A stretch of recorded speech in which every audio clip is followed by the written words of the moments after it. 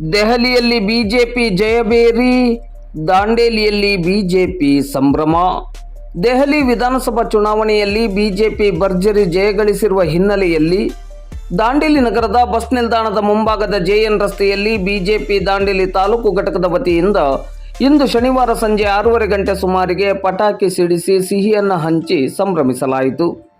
ಈ ಸಂದರ್ಭದಲ್ಲಿ ಮಾತನಾಡಿದ ಪಕ್ಷದ ದಾಂಡೇಲಿ ತಾಲೂಕು ಘಟಕದ ಅಧ್ಯಕ್ಷರಾದ ಬುಧವಂತಗೌಡ ಪಾಟೀಲ್, ಉಪಾಧ್ಯಕ್ಷರಾದ ಗುರು ಮಠಪತಿ ಮತ್ತು ಪಕ್ಷದ ಹಿಂದುಳಿದ ವರ್ಗಗಳ ಮೋರ್ಚಾದ ಅಧ್ಯಕ್ಷರಾದ ರವಿ ಗಾಂವ್ಕರ್ ಅವರು ದೆಹಲಿಯಲ್ಲಿ 27 ವರ್ಷಗಳ ನಂತರ ಭಾರತೀಯ ಜನತಾ ಪಾರ್ಟಿ ಪ್ರಚಂಡ ಬಹುಮತಗಳಿಂದ ಅಧಿಕಾರವನ್ನು ಪಡೆದುಕೊಂಡಿದೆ. ಆಮ್ ಆದ್ಮಿಯನ್ನು ಅಧಿಕಾರದಿಂದ ಕೆಳಗಿಳಿಸುವ ಮೂಲಕ ಅರವಿಂದ್ ಕೇಜ್ರಿವಾಲ್ ಅವರಿಗೆ ದೆಹಲಿಯ ಮತದಾರರು ತಕ್ಕ ಪಾಠವನ್ನು ಕಲಿಸಿದ್ದಾರೆ. ಪ್ರಧಾನಿ ನರೇಂದ್ರ ಮೋದಿಯವರ ನಾಯಕತ್ವಕ್ಕೆ ಸಂದ ಗೆಲುವು ಇದಾಗಿದೆ. ಪ್ರಧಾನಿ ನರೇಂದ್ರ ಮೋದಿಯವರ ನಾಯಕತ್ವದಿಂದ ಈ ರಾಷ್ಟ್ರದ ಪ್ರಗತಿ ಸಾಧ್ಯ ಎನ್ನುವುದನ್ನು ಅರಿತು ದೆಹಲಿಯ ಮತದಾರರು ಬಿಜೆಪಿಗೆ ಅದ್ವಿತೀಯ ಗೆಲುವನ್ನು ನೀಡಿದ್ದಾರೆ ಎಂದರು. ಈ ಸಂದರ್ಭದಲ್ಲಿ ಪಕ್ಷದ ಮಾಜಿ ಅಧ್ಯಕ್ಷರುಗಳಾದ ರೋಷನ್ ನೇತ್ರಾವಳಿ, ಸುಧಾಕರ್ ರೆಡ್ಡಿ, ಚಂದ್ರಕಾಂತ್ ಕ್ಷೀರಸಾಗರ್, ಪಕ್ಷದ ಪ್ರಧಾನ ಕಾರ್ಯದರ್ಶಿ ಮಿಥುನ್ ನಾಯಕ್, ನಗರಸಭಾ ಸದಸ್ಯರುಗಳಾದ ದಶರಥ್ ಬಂಡಿವಡ್ಡರ್, ಪದ್ಮಜಾ ಪ್ರವೀಣ್ ಜನ್ನು, ಪಕ್ಷದ ಮುಖಂಡರಾದ ಎಂಎಸ್ ನಾಯ್ಕ್, ಸಾವಿತ್ರಿ ಬಡಿಗೇರ್, ಪ್ರಶಾಂತ್ ಬಸವರ್ತೆಕರ್, ಪ್ರವೀಣ್ ಜನ್ನು, ಚನ್ನಬಸಪ್ಪ ಮುರುಗೋಡ್ ಹಾಗೂ ಪಕ್ಷದ ಮುಖಂಡರು ಮತ್ತು ಕಾರ್ಯಕರ್ತರು ಉಪಸ್ಥಿತರಿದ್ದರು.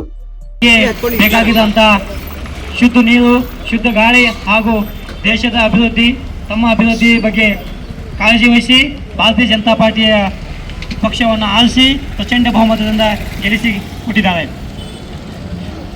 ಹಾಗಾಗಿ ನಮ್ಮ ನೆಚ್ಚಿನ ಪ್ರಧಾನಮಂತ್ರಿ ಆದಂಥ ನರೇಂದ್ರ ಮೋದಿಯವರು ಅವರ ನಾಯಕತ್ವದಲ್ಲಿ ನಮ್ಮ ದೇಶದ ಸರ್ಕಾರ ಎರಡೂ ಒಂದೇ ಆದ್ದರಿಂದ ನಮ್ಮ ಅಲ್ಲಿನ ಜನತೆಗೆ ಒಳ್ಳೆಯ ಸ್ಕೀಮ್, ಒಳ್ಳೆಯ ಆರೋಗ್ಯ ಹಾಗೂ ಶುದ್ಧ ನೀರು ಎಲ್ಲ ಆಗಿರತಕ್ಕಂಥ ಸನ್ಮಾನ್ಯ ಶ್ರೀ ನರೇಂದ್ರ ಮೋದಿಜಿಯವರ ಒಂದು ಶುದ್ಧ, ಪಾರದರ್ಶಕ ಮತ್ತು ಅಭಿವೃದ್ಧಿಯ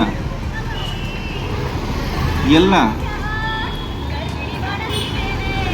ಭರವಸೆಗಳನ್ನು ಮೀರಿ ಮುಖವಾಡನ್ನು ಕಳಚಿ ಬಿದ್ದಿದೆ ಮತ್ತು ಅವರೇ ಮಂತ್ರಿಮಂಡಲದ ಹಲವಾರು ಪ್ರಮುಖ ಖಾತೆಯನ್ನು ವಹಿಸಿರತಕ್ಕಂಥ ಹಲವಾರು ಮಂತ್ರಿಗಳು ಇವತ್ತು ಜೈಲು ಪಾಲಾಗಿದ್ದಾರೆ. ಕೆಲವರು ಬೇಲ್ನಲ್ಲಿ ಹೊರಗೆ ಬಂದಿದ್ದಾರೆ. ಇವತ್ತು ಮತ್ತೊಂದು ವಿಷಯ ಅಂತ ಹೇಳಿದ್ರೆ, ಯಾರು ಭ್ರಷ್ಟಾಚಾರವನ್ನು ನಿರ್ಮೂಲನೆ ಮಾಡ್ತಾರೆ ಅಂತ ಹೇಳಿದ್ರು ಅದೇ ಪಕ್ಷದ ಸಂಸ್ಥಾಪಕ ಕೇಜ್ರಿವಾಲ್ ಕೂಡ ಇವತ್ತಿನ ಚುನಾವಣೆಯಲ್ಲಿ ಸೋತಿದ್ದಾರೆ. ಇದು ಬರುವಂಥ ದಿನಗಳಲ್ಲಿ ಎಲ್ಲ ಅನ್ಯ ಪಕ್ಷಗಳಿಗೂ ಕೂಡ ಒಂದು ಪರಿಪಾಠ. ಕೇವಲ ಭ್ರಷ್ಟಾಚಾರವನ್ನು ನಿರ್ಮೂಲನೆ ಮಾಡ್ತೇನೆ ಅಂತ ಹೇಳುವ ಸಾಧ್ಯ ಇಲ್ಲ, ಅದರ ಜೊತೆ ಅಭಿವೃದ್ಧಿ ಕೂಡ ಮಾಡಬೇಕು ಮತ್ತು ಭ್ರಷ್ಟಾಚಾರ ನಿರ್ಮೂಲನೆ. 8ನೇ ತಾರೀಕು ಏನು ಒಂದು ಚುನಾವಣೆ ನಡೀತು, ಆ ಚುನಾವಣೆಯಲ್ಲಿ ಇವತ್ತು 8ನೇ ತಾರೀಕು ಫಲಿತಾಂಶ ಹೊರಬಿದ್ದಿದೆ. ಈ ಒಂದು ಫಲಿತಾಂಶ ಐತಿಹಾಸಿಕ, ಅಂದರೆ ಇತಿಹಾಸ ಮರುಕಳಿಸಿದೆ. ಸರಿಸುಮಾರು 27 ವರ್ಷಗಳ ನಂತರ ದೆಹಲಿಯಲ್ಲಿ ಭಾರತೀಯ ಜನತಾ ಪಕ್ಷ ಆಡಳಿತದ ಚುಕ್ಕಾಣಿ ಹಿಡಿದಿದೆ. ಈ ಮೊದಲು 1 ದಶಕಗಳ ಹಿಂದೆ, ಅಂದರೆ 2015ಕ್ಕಿಂತ ಪೂರ್ವದಲ್ಲಿ ದೆಹಲಿಯಲ್ಲಿಯ ಭ್ರಷ್ಟಾಚಾರ ಹಾಗೂ ಅನೇಕ ಸಮಸ್ಯೆಗಳನ್ನು ಹುಟ್ಟಿ ಹಾಕಿಕೊಂಡು ಈ ಒಂದು ಅರವಿಂದ್ ಕೇಜ್ರಿವಾಲ್ ಅವರು ಅಣ್ಣಾ ಹಜಾರೆಯವರ ಒಂದು ನೇತೃತ್ವದಲ್ಲಿ ಸಂಘ ಕಟ್ಟಿಕೊಂಡು ಆ ಮೂಲಕ ರಾಜಕೀಯ ಪ್ರವೇಶ ಮಾಡಿ ಈ ಒಂದು ಸಮಸ್ಯೆಗಳು, ಅಂದರೆ ಇದು ಕರೆಂಟ್ ಫ್ರೀ ಭಾಗ್ಯಗಳು, ನೀರು, ಹೀಗೆಲ್ಲ ಭರವಸೆಯನ್ನು ತೋರಿಸಿ ಅಧಿಕಾರಕ್ಕೆ ಬಂದು ಸುಮಾರು 67 ಸೀಟುಗಳ ಮೂಲಕ ಜಯಬೇರಿ ಬಾರಿಸಿ ದೆಹಲಿಯ ಮುಕ್ತ ಜನತೆಗೆ ಮಂಡೇರಿಸುವ ಕೆಲಸ ಮಾಡಿ, ಅದೇ ರೀತಿಯಲ್ಲಿ ಮುಂದಿನ ದಿನಗಳಲ್ಲಿ ಈ ಒಂದು ಭರವಸೆಯನ್ನು ಹಿಡಿತದಿಂದ 2015 ನಂತರ 2020ರಲ್ಲಿ 62 ಅಂದರೂ ಸುಮಾರು 8 ಸೀಟುಗಳು ಬಿಜೆಪಿ ತೆಗೆದುಕೊಂಡಿತ್ತು.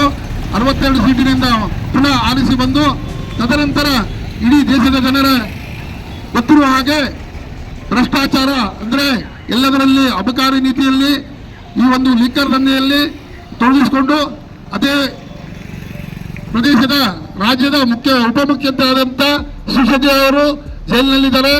ಅದೇ ಹಾಗೆ ಈ ಒಂದು ಇಲೆಕ್ಷನ್ ಪೂರ್ವದಲ್ಲಿ ಅವರು ಸಹ ಜೈಲಿನಲ್ಲಿದ್ದು ಇಲೆಕ್ಷನ್ಗೆ ಅವರು ಬೇಲ್ನಲ್ಲಿ ಬಿಡುಗಡೆಯಾಗಿ ಬಂದಿದ್ದಾರೆ. ಆದರೆ ಇವತ್ತು ನಮ್ಮ ದೇಶದ ಪ್ರಧಾನಿಯಾದಂಥ ಸನ್ಮಾನ್ಯ ನರೇಂದ್ರ ಮೋದಿ ಅವರಿಗೆ ಇವರು ಸಂಸತ್ತಿನಲ್ಲಿ 2025 ಅಲ್ಲ 2050 ಆದರೂ ದೆಹಲಿಯಲ್ಲಿ ಬಿಜೆಪಿ ಸರ್ಕಾರ ಬರುವುದಿಲ್ಲ ಎಂದು ಚಾಲೆಂಜ್ ಹಾಕಿದ್ರು. ಹಾಗೆ ಬಿಜೆಪಿ ಸರ್ಕಾರ ದೆಹಲಿಯಲ್ಲಿ ಬರಬೇಕಾದ್ರೆ ನರೇಂದ್ರ ಮೋದಿ ಅವರು ಮತ್ತೊಮ್ಮೆ ಜೀವನದಲ್ಲಿ ಮತ್ತೊಮ್ಮೆ ಪುನರ್ಜನ್ಮ ಪಡೆದುಕೊಳ್ಬೇಕಂತ ಹೇಳಿದ್ರು. ಹಾಗಾಗಿ ಇವತ್ತು ನಮ್ಮ ಸನ್ಮಾನ್ಯ ಪ್ರಧಾನಮಂತ್ರಿಯವರು ಹೇಳಿದ ಹಾಗೆ ಕಾಂಗ್ರೆಸ್ ಮುಕ್ತ ಭಾರತ್ ಅದು ಇವತ್ತು ಸತ್ಯ ಆಗಿದೆ. ದೇಶದ ರಾಜಧಾನಿ ದಿಲ್ಲಿಯಲ್ಲಿ ಕಾಂಗ್ರೆಸ್ ಮುಕ್ತ ಎರಡನೇ ಸಲ 2020ರಲ್ಲಿ ಹಾಗೂ 2025ರಲ್ಲಿಯೂ ಸಹ ಕಾಂಗ್ರೆಸ್ ಮುಕ್ತವಾಗಿ ದೇಶದ ಪ್ರಧಾನಮಂತ್ರಿಗಳ ಮಾತು ಒಂದು ಸತ್ಯವಾಗಿ ಈ ಮುಂಬರುವ ದಿನಗಳಲ್ಲಿ ಇಡೀ ದೇಶದಲ್ಲಿ ಕಾಂಗ್ರೆಸ್ ಮುಕ್ತ ಭಾರತ ಆಗುವ ಸಂಶಯ ಇಲ್ಲ.